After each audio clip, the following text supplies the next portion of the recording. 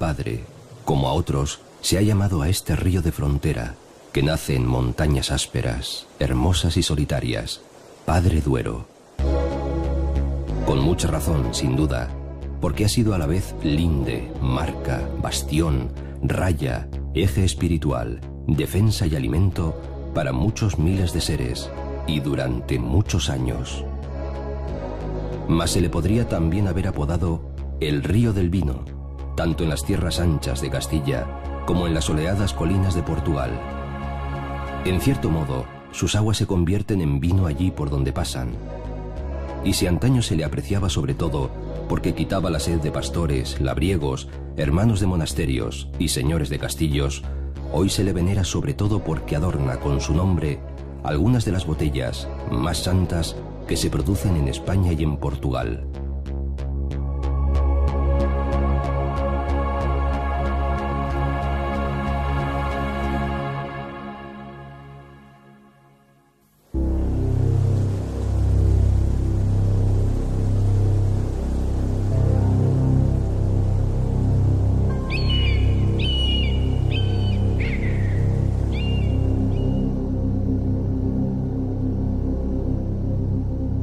Mermado ahora de aguas por la voracidad de los hombres, legendario, arropado en sus romances como hace 1000 años, el río hace de espina dorsal de la meseta septentrional. Es el primero de la península por la superficie de su cuenca, el segundo por su caudal y el tercero por su longitud, casi 900 kilómetros, incluidos los 167 de trayecto portugués.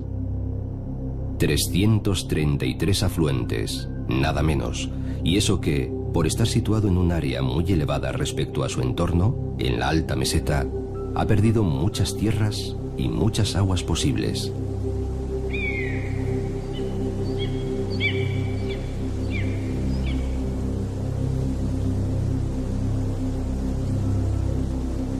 En cuanto a su carácter físico, largas siestas en la llanura y ocasionales desbordamientos, se le comparaba antaño con los estudiantes de la Salamanca clásica, 2 meses de curso y 10 de vacaciones. No es ofensa, y les ocurre a todos los grandes ríos peninsulares. De igual modo comparte con el Tajo su vocación de partir tierras más que unirlas, y su poco gusto por asomarse a las ciudades.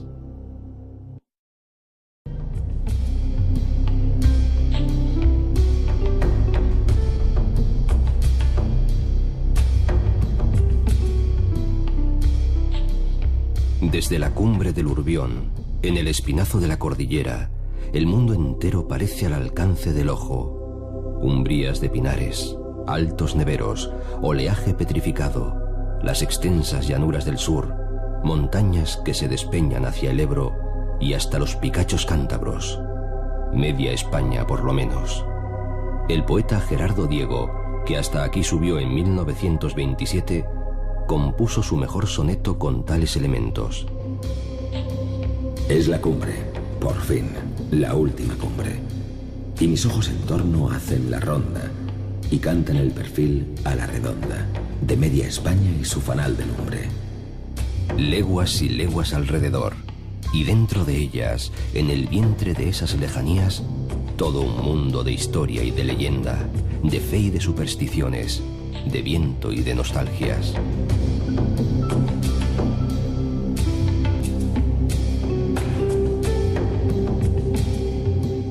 Los primeros chorros caen del manadero del Pico Zorraquín, en el paisaje bronco y abierto en gargantas del Picacho Urbión, a 2.228 metros de altura, según unos, 2.259 según otros, 2.080 cuentan los de más allá.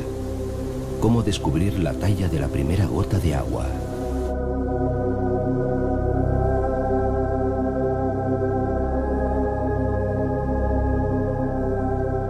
Luego se sabe que el mandón entre los arroyuelos vecinos es el Duero, porque así lo señalan las primeras aldeas que beben su líquido. La raíz de su nombre en lengua ibérica, dur, alude al agua, no al oro, como les parece a algunos, que ni tiene y parece que nunca tuvo.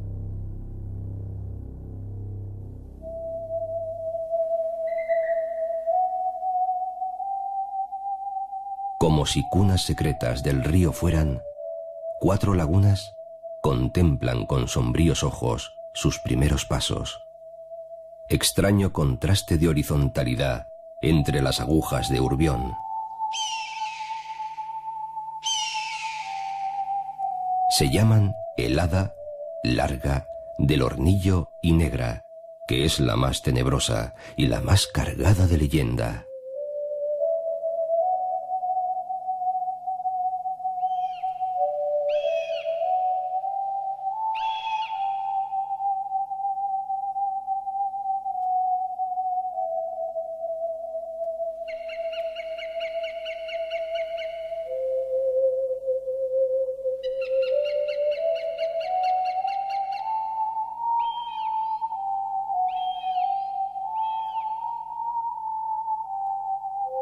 Tan fría como misteriosa y bella, sirvió a don Antonio Machado para enredar el extraño culebrón romanceado de Álvar González.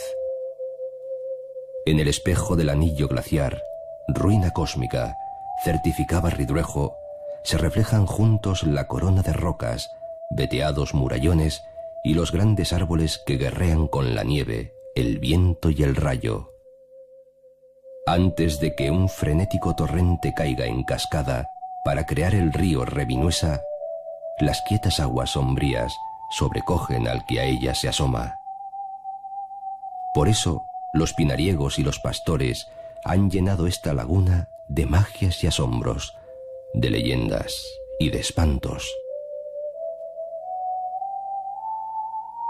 A Pío Baroja, cuando hace 100 años se asomó a este pétreo decorado natural, le contaron que el agua rugía y creaba tempestades.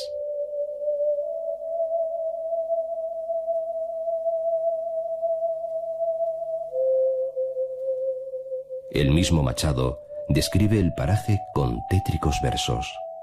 Aquí bocas que bostezan, o monstruos de fieras garras. En el hondón del barranco, la noche, el miedo y el agua.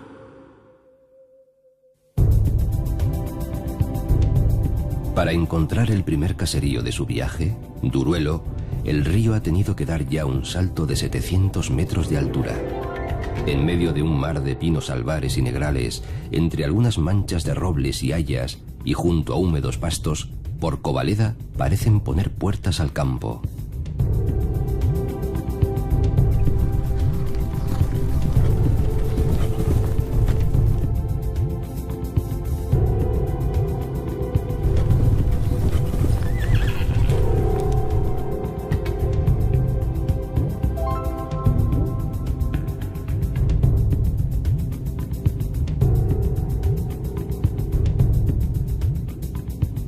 Los habitantes de Covaleda se dicen descendientes de una tribu bretona, aunque estas comarcas iberas eran de turdetanos y de pelendones. También creen que si acerca uno la oreja a una piedra que por aquí se mueve, llamada piedra andadera, pueden escuchar los gritos de Merlín bramando por los pinares.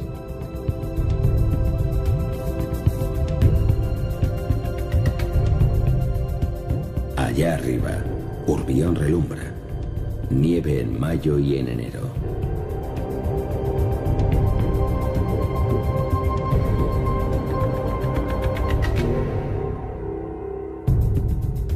A poco atan las aguas del río para que no se desboquen en avenidas y tragedias conocidas o escaseen en épocas de estiaje.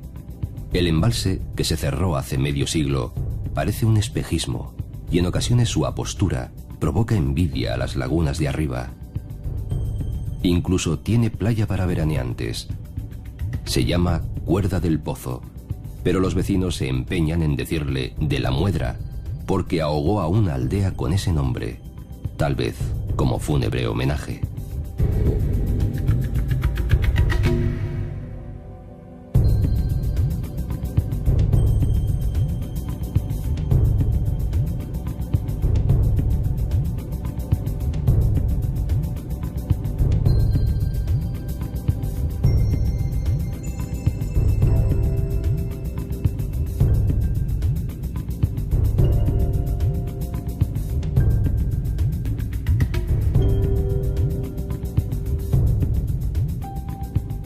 Alrededor de este primer embalse del río prosperan dos hermosos pueblos.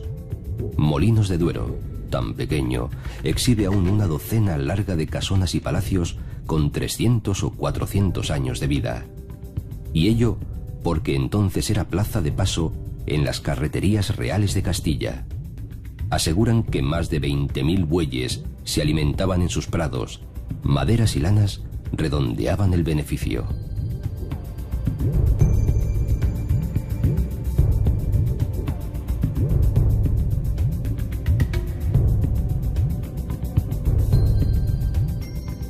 En cuanto a la arquitectura clásica, Vinuesa, hoy capital de los Pinares, tuvo menos suerte. En una mala noche, los franceses de Napoleón arrasaron los edificios con especial saña. Han quedado algunos, pero se perdieron los más. Sigue firme el puentecillo romano, el primero de los muchos que saltarán sobre el manso Duero, por el que pasaba la cañada real galiana. La Mesta dejó en la antigua Bisontium de los celtíberos no solo huella histórica, sino vestigios de su riqueza.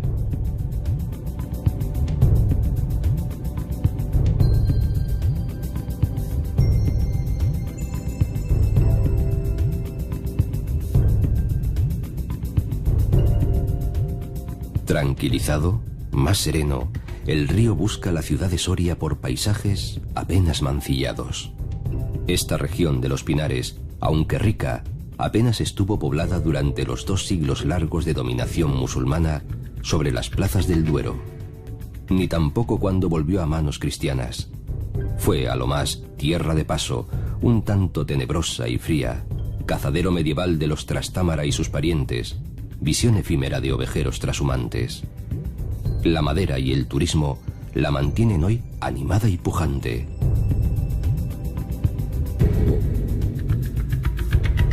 Como si la geografía quisiera ofrecer un homenaje a la historia, las aguas del Duero dibujan una curva rendida y fastuosa ante la aldea de Garray, que tiene hermosas sirenas aladas, pintadas como capiteles en su ermita de los mártires.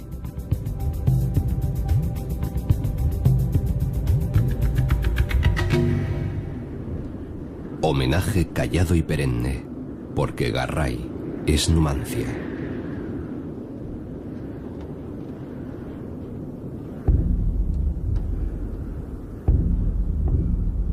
El viento, el llanto, la soledad y el silencio azotan el promontorio sobre el que crecía la ciudad de los Arébacos, la Acrópolis de Iberia, como dijo el arqueólogo Schulten, su redescubridor, hace más de 100 años.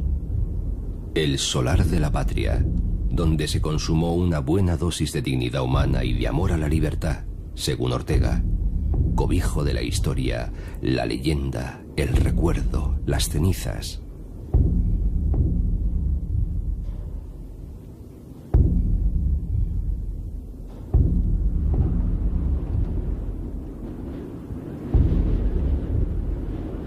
Su destrucción se consumó en el verano del año 133 a.C., después de ser atacada durante 10 años y sometida a duro cerco durante otro más, por lo que hoy llamaríamos una coalición internacional bajo el mando de Roma.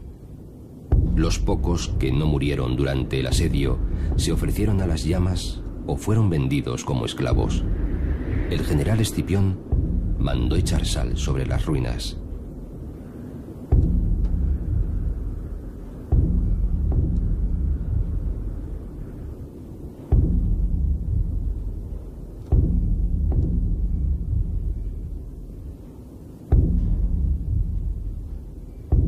Probablemente, las aguas del Duero se llevaron consigo las cenizas de los defensores de Numancia.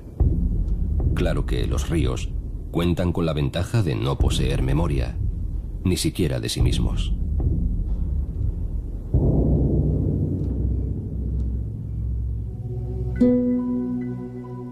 No será muy correcto decirlo en público, pero la pequeña ciudad de Soria parece un poco aplastada y atemorizada por las palabras, por los versos de 3 de los mayores poetas españoles temporalmente avecindados en ella: Gustavo Adolfo Bécquer, Antonio Machado y Gerardo Diego. 2 andaluces y un santanderino. Eso aparte de otros muchos líricos de escalafón más modesto.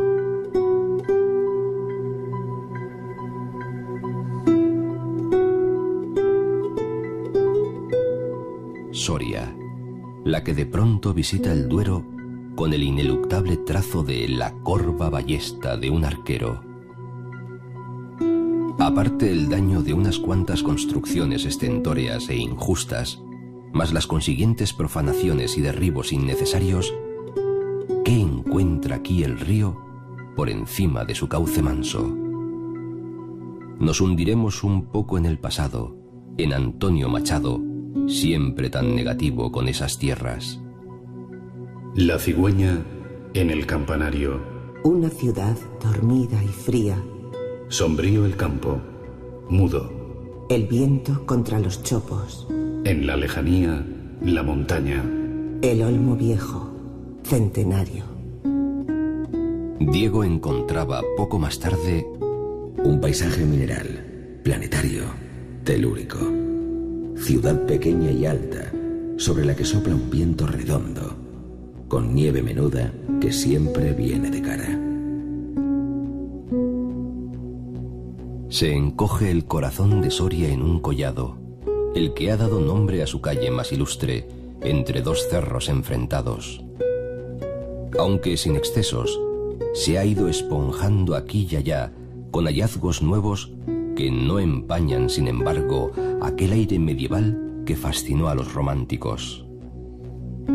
Aire o atmósfera debida sobre todo a sus iglesias románicas, la de Santo Domingo, la de San Juan de Rabanera sobre todo, y confirmada por otros muchos edificios de notable porte renacentista.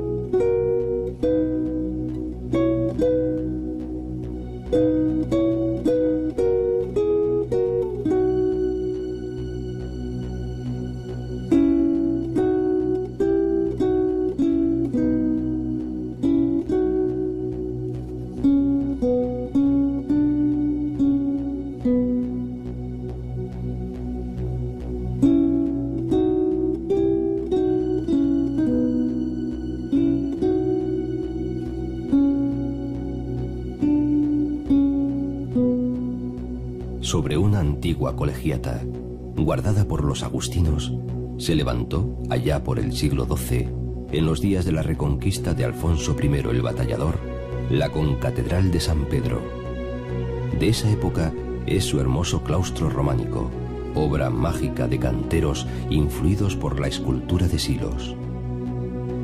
Tras años de abandono por un derrumbamiento y hasta casi de olvido, fue reedificada en estilo renacentista en el siglo XVI, bajo el mecenazgo del obispo Acosta.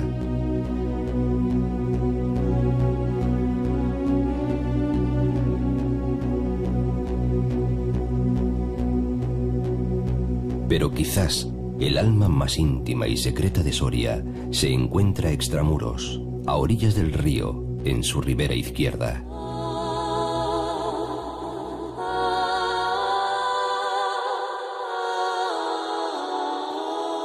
Allí brillan los despojos de un antiguo monasterio de templarios, monjes armados, guardianes y protectores de caminantes y de peregrinos, San Juan de Duero.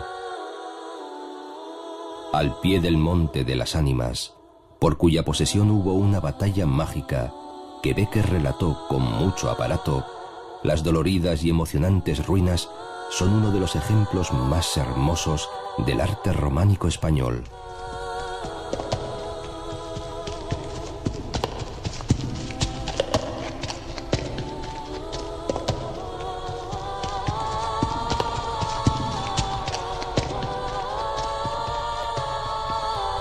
Todavía mucha gente cree que en las noches de difuntos regresan los espectros imaginados por Bécquer a cabalgar entre estas viejas columnas plantadas a cielo abierto.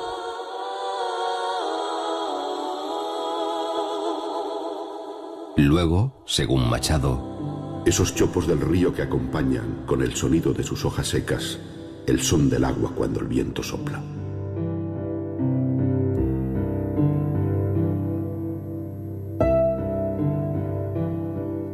El templo barroco de San Saturio está pegado a la roca, volcado hacia las mansas aguas, construido sobre la cueva en la que pasó 36 años de su vida el eremita godo que eligió soledad y pobreza a cambio del cielo, y que es hoy patrono de la ciudad. Dicen que quien se asoma al agujero de sus penitencias no padecerá nunca dolores de cabeza. Uno de sus sacristanes dio pie a uno de los más hermosos libros que se han escrito sobre Soria, El Santero de San Saturio, de Gaya Nuño.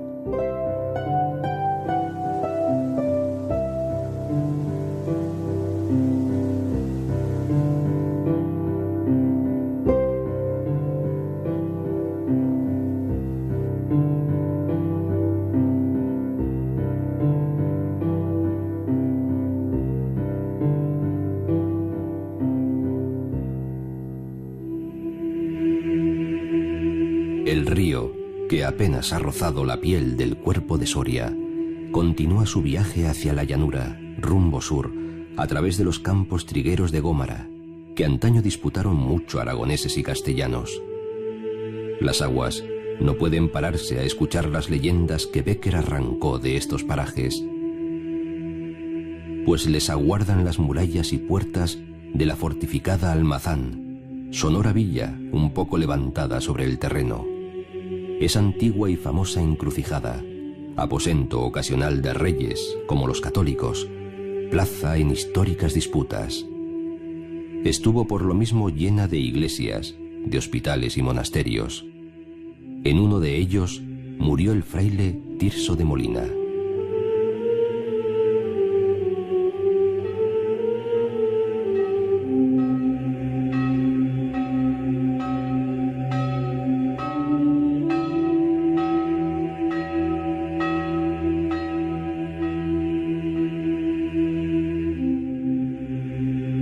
Villa de color terroso y tejados rojizos, junto al gran palacio con su galería al Duero, figuran en el viejo casco otros palacios y la iglesia de San Miguel al frente de otras iglesias.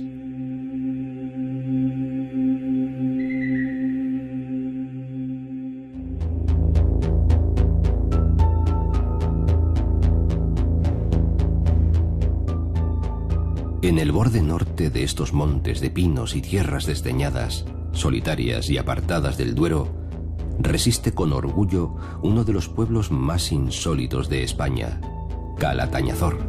Sí, allí donde Almanzor perdió el atambor, según el romance.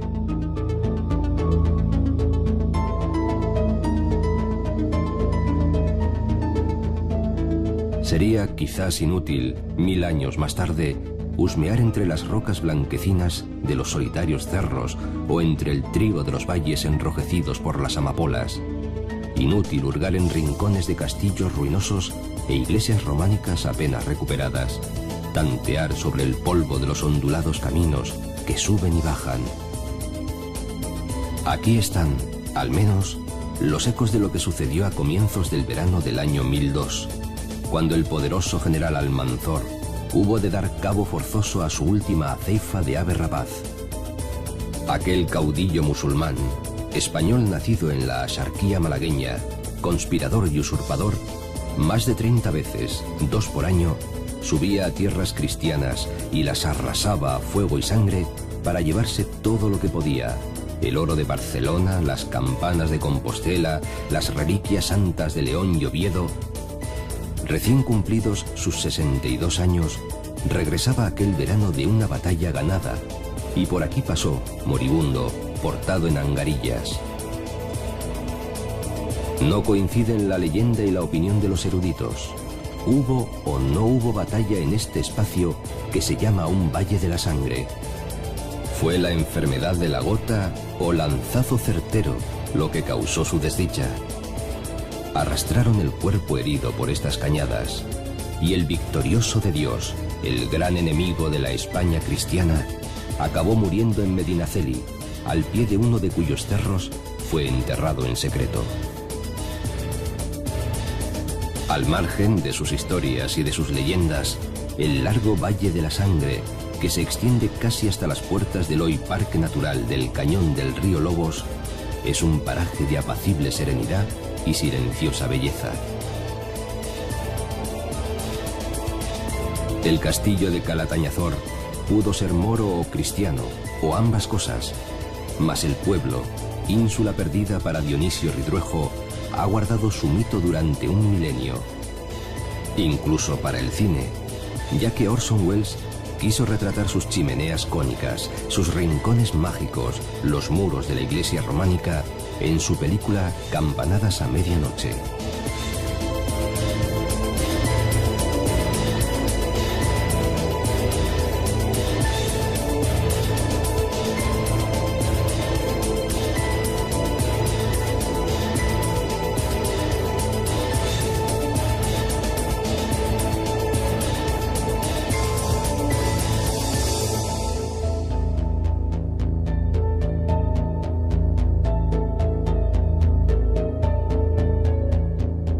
El Parque Natural del Cañón del Río Lobos queda entre San Leonardo de Yagüe y la Sierra de Nafría.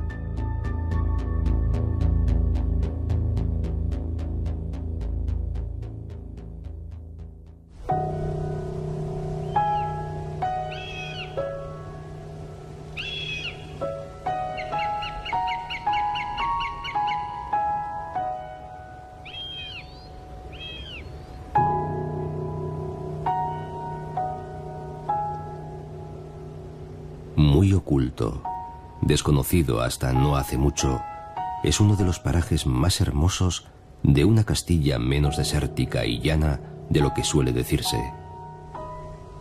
Se trata de una garganta sinuosa, de variada amplitud, por la que se desplaza el pequeño río Lobos, a veces apenas un hilo de agua. Entre los grandes cortados de roca caliza, sobre los chopos y los sauces del Soto, vuelan buitres, águilas, búhos reales, alimoches, vencejos y otras aves huidizas.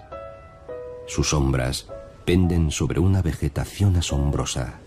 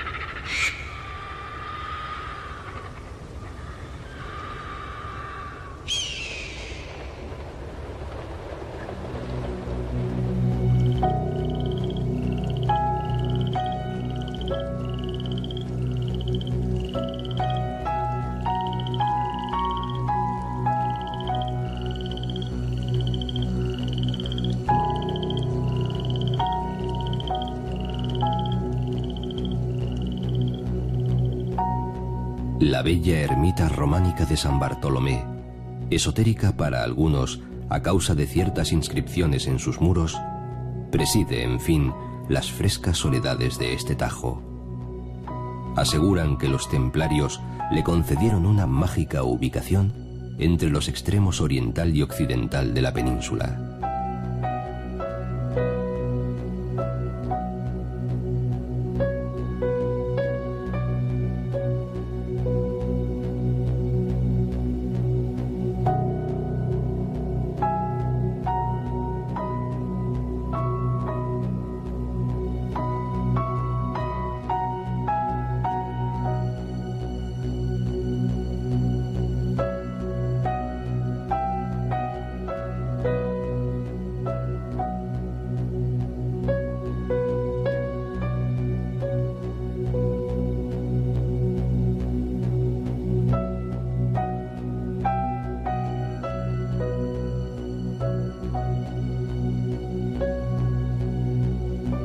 Del borde meridional del parque arranca el joven río Ucero, que a su paso da nombre a una villa antaño de cierta prosapia, gracias a un castillo que hoy aparece lejano y un poco tétrico, pero que en sus buenos tiempos, hacia el año 1300, dominaba sobre 13 aldeas. Todo perteneció casi siempre, como es lógico, a los obispos de Osma.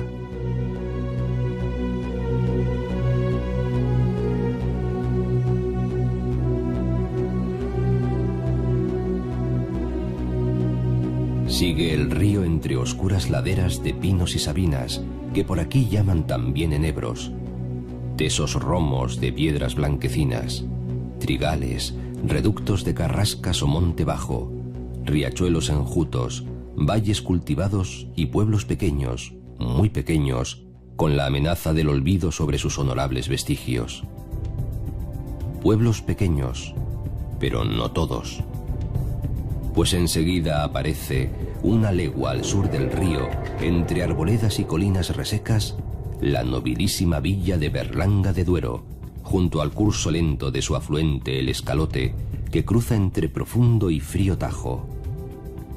Frontera y eje durante la Edad Media, entre cristianos y moros, entre castellanos y aragoneses, lo que queda de su imponente castillo y del derruido palacio avisa, además de la estructura de la población, de lo importante que fue y durante mucho tiempo.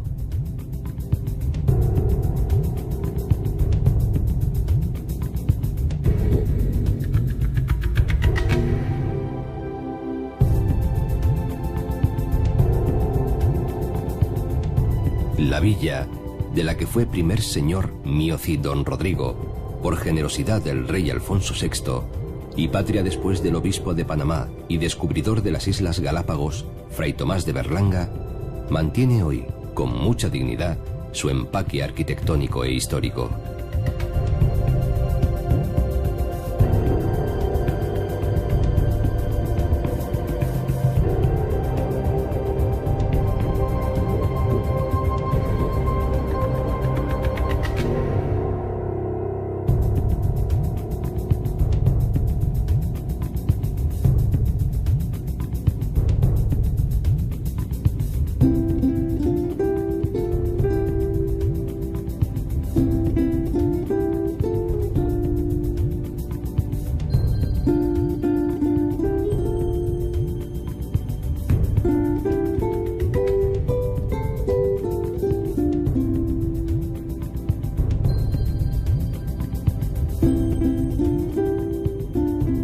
Apenas a unos 10 kilómetros al norte del cauce del río, se abren las puertas de El Burgo de Osma, que es hoy la segunda población de la provincia soriana, y sobre todo, ilustre ciudad episcopal, de cierta vitalidad turística, gran comer y mucha donosura arquitectónica.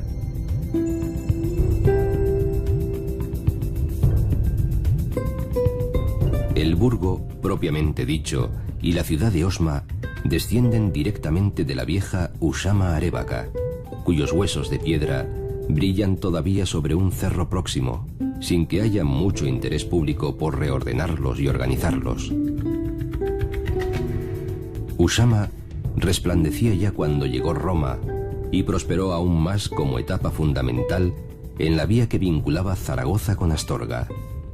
Los celtíberos romanizados fueron bajando al llano y levantaron primero Arrabal, luego Burgo, después Villa y finalmente la ciudad actual, siempre ligada a su condición de sede de obispo.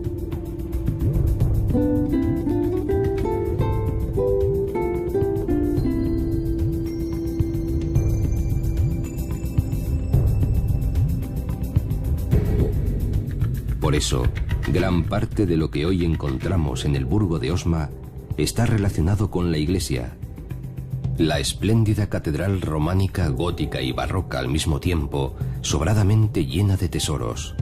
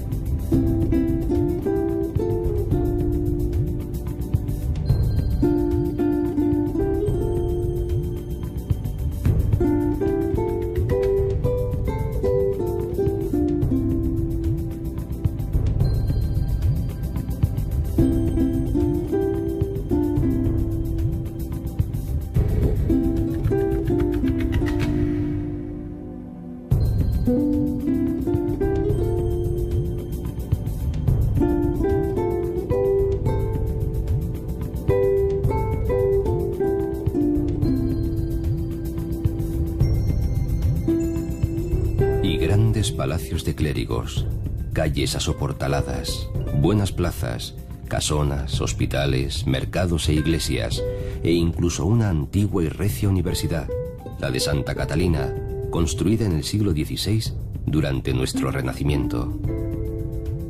Gerardo Diego, profesor de literatura en Osma, acusaba a la ciudad de indiferente y cobarde por volver la espalda al río. Río Duero, nadie a acompañarte baja. Nadie se detiene a oír tu eterna estrofa de agua. Pero añadía: entre los santos de piedra y los álamos de magia, pasas llevando en tus ondas palabras de amor. Palabras. ¿Quién pudiera, como tú, a la vez quieto y en marcha, cantar siempre el mismo verso pero con distinta agua?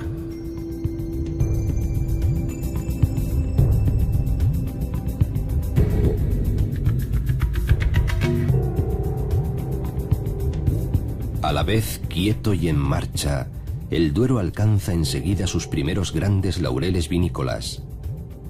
En el término de San Esteban de Gormaz, arrancan los pagos del vino oficialmente protegidos con la denominación de Ribera del Duero.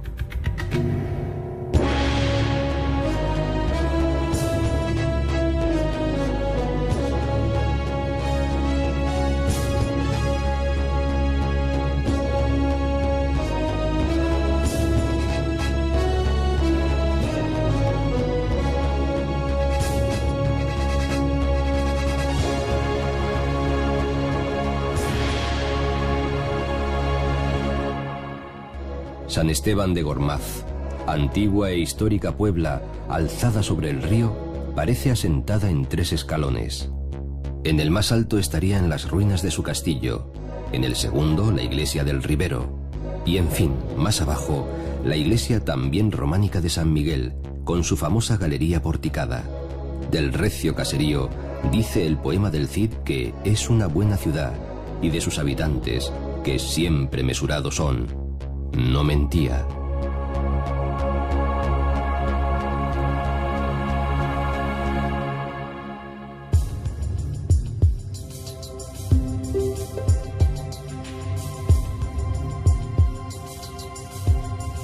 A partir de estas últimas serrezuelas sorianas, comienzan las vegas fértiles de Burgos, una Castilla que ya recorría el conde Fernán González cuando empezaba a llamarse así. El curso del agua es lento y lleva prendida una cierta solemnidad. El cauce, abundante y rico solo en temporada de lluvias. Mas quizás el propio cultivo de la vid, siempre generoso aquí y cada vez más extendido, es el que cohesiona todas estas onduladas llanuras, incluso lejos del camino fluvial. Junto a los rebaños y el cereal, es el primer recurso de pueblos pequeños, pero muy vivos.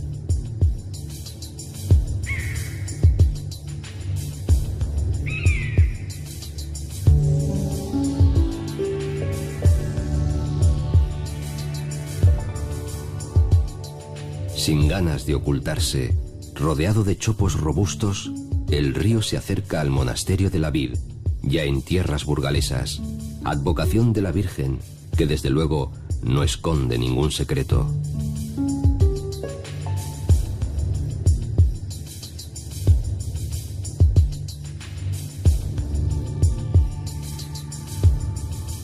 Lo mismo que ocurre con un pueblo situado una legua al norte del río. Peñaranda de Duero, con su castillo roquero lleno de leyendas y la recia mole de la antigua colegiata, viene a ser como una exposición de los lujos castellanos de los siglos de oro. Hay en Peñaranda hasta una curiosa botica con más de 300 años de recetas magistrales entre sus muros.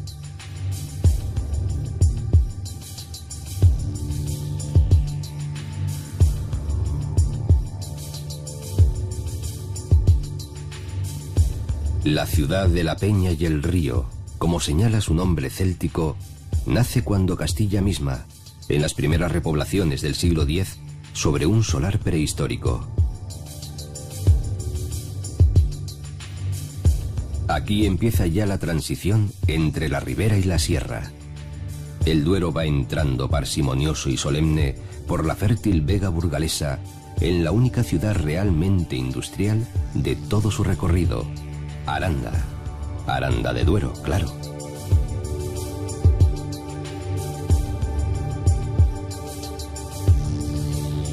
También enclave milenario, rico por su situación en una encrucijada de caminos, Aranda es patria de muchas riquezas, del buen pan candeal, del cordero asado y del vino, naturalmente.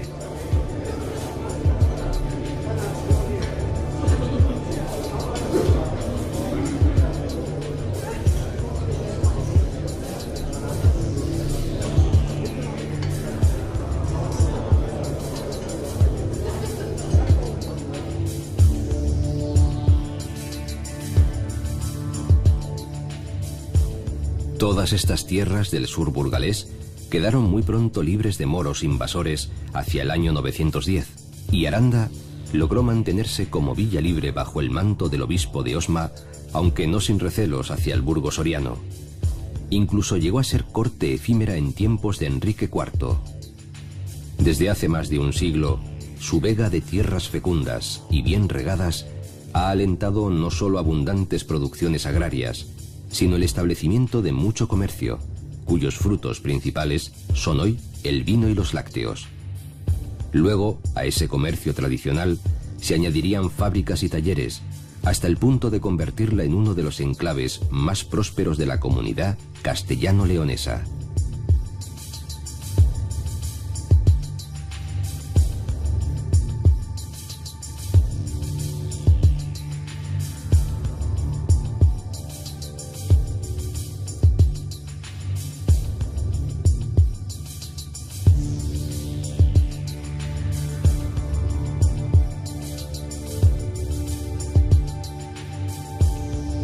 ...60 municipios de Burgos se arriman más o menos al río Duero y envasan sus famosos vinos con el membrete de la ribera.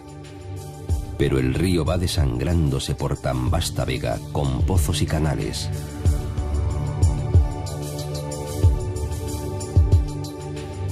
Roa, la rauda de los Baxeos, se alza distante en una loma y fue sitio de paso en la calzada de Clunia a Astorga. Muy castigada por los elementos, las guerras y la voracidad de los hombres, quedan apenas recuerdos de su antiguo castillo y su muralla. El pueblo apenas supo guardar otra cosa que las iglesias, con sus buenas torres y algunas casas nobles. Por otra parte, algunos sucesos históricos del lugar no resultan muy halagüeños. Aquí murió, quizás envenenado con una trucha, el regente cardenal Cisneros, mientras aguardaba a Carlos V, y aquí fue ahorcado en 1825, por orden del rey, el cadáver del valiente guerrillero de la independencia, Juan Martín, el Empecinado, previamente cosido a espadazos y puñaladas, después de haber sido exhibido en los días de mercado, durante 2 años, dentro de una jaula infame.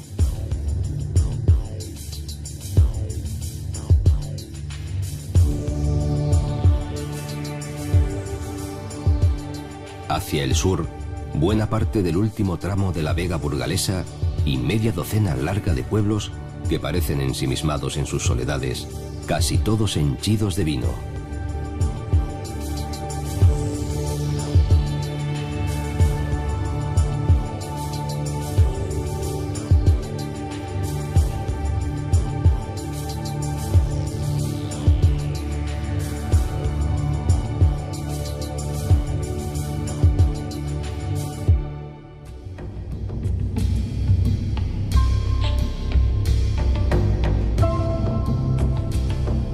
Humildes y enigmáticas, en la falda de cerros y montículos, bajo las viviendas, ventiladas con extrañas chimeneas, alguna con más de 1 kilómetro de longitud bajo la tierra, las bodegas populares son bandera y blasón de casi todos los pueblos de la ribera del Duero. Hoy conviven ya con construcciones modernas, a veces muy grandes y lujosas. Todas estas bodegas, grandes y chicas, antiguas y modernas, son hitos de una tradición muy antigua. Hay quien dice que fueron los romanos los que ya cultivaron la vid en estas comarcas y que montaron lagares para dar de beber a sus legiones, sí está claro que las órdenes monásticas medievales propagaron con entusiasmo la cultura del vino, como en tantos otros lugares de la península.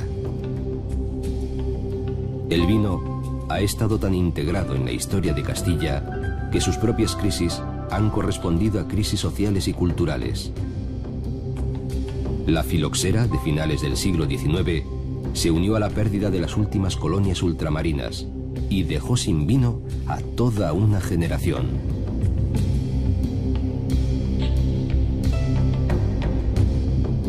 Hoy, como antaño, los viñedos de la altiplanicie se extienden por ambas márgenes del Duero en una anchura que a veces alcanza los 30 kilómetros. Y hay viñas en el alto páramo, en laderas y terrazas intermedias, incluso en las vegas más bajas, con regadío, a la sombra de castillos, de iglesias y de pinares, al amor de colinas pedregosas. El vino y la historia son la sangre verdadera de estas tierras que el Duero ennoblece y alegra.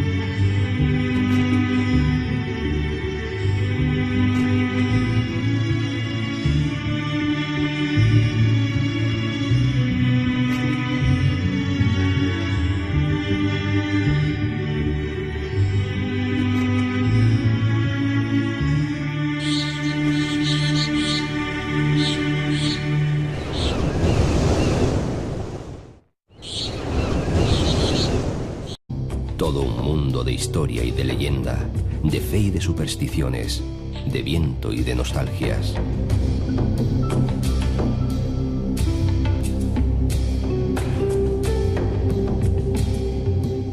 Los primeros chorros caen del manadero del Pico Zorraquín, en el paisaje bronco y abierto en gargantas del Picacho Urbión, a 2.228 metros de altura, según unos, 2.259 según otros, 2.080 cuentan los de más allá. ¿Cómo descubrir la talla de la primera gota de agua?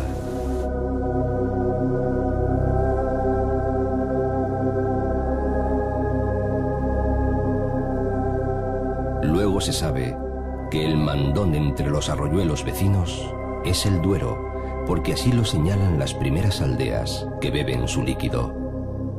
La raíz de su nombre en lengua ibérica, dur, alude al agua, no al oro, como les parece a algunos, que ni tiene y parece que nunca tuvo.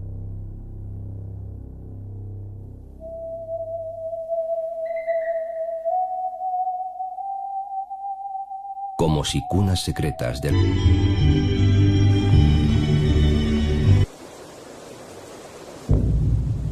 También padre, como a otros, se ha llamado a este río de frontera, que nace en montañas ásperas, hermosas y solitarias, Padre Duero. Con mucha razón, sin duda, porque ha sido a la vez linde, marca, bastión, raya, eje espiritual, defensa y alimento para muchos miles de seres, y durante muchos años. Mas se le podría también haber apodado el Río del Vino, tanto en las tierras anchas de Castilla como en las soleadas colinas de Portugal. En cierto modo, sus aguas se convierten en vino allí por donde pasan. Y si antaño se le apreciaba sobre todo porque quitaba la sed de pastores, labriegos, hermanos de monasterios y señores de castillos, hoy se le venera sobre todo porque adorna con su nombre algunas de las botellas más santas que se producen en España y en Portugal.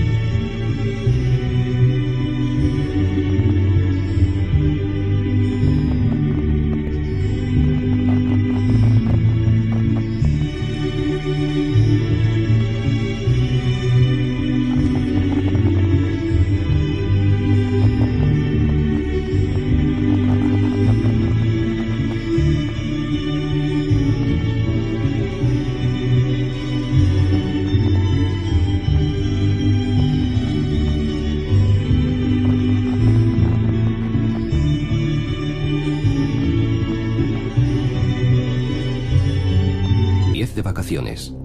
No es ofensa, y les ocurre a todos los grandes ríos peninsulares.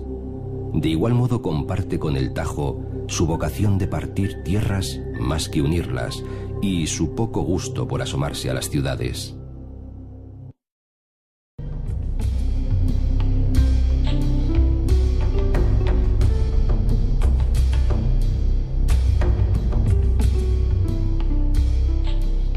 Desde la cumbre del Urbión, en el espinazo de la cordillera, el mundo entero parece al alcance del ojo. Umbrías de pinares, altos neveros, oleaje petrificado, las extensas llanuras del sur, montañas que se despeñan hacia el Ebro y hasta los picachos cántabros. Media España, por lo menos. El poeta Gerardo Diego, que hasta aquí subió en 1927, compuso su mejor soneto con tales elementos. Es la cumbre, por fin, la última cumbre. Y mis ojos en torno hacen la ronda y cantan el perfil a la redonda de media España y su fanal de lumbre.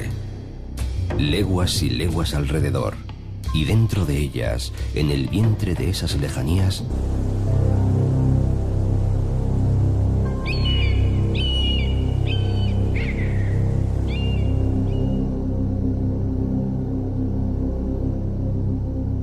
mermado ahora de aguas por la voracidad de los hombres, legendario, arropado en sus romances como hace 1000 años, el río hace de espina dorsal de la meseta septentrional. Es el primero de la península por la superficie de su cuenca, el segundo por su caudal y el tercero por su longitud, casi 900 kilómetros, incluidos los 167 de trayecto portugués. 333 afluentes, nada menos, y eso que, por estar situado en un área muy elevada respecto a su entorno, en la alta meseta, ha perdido muchas tierras y muchas aguas posibles.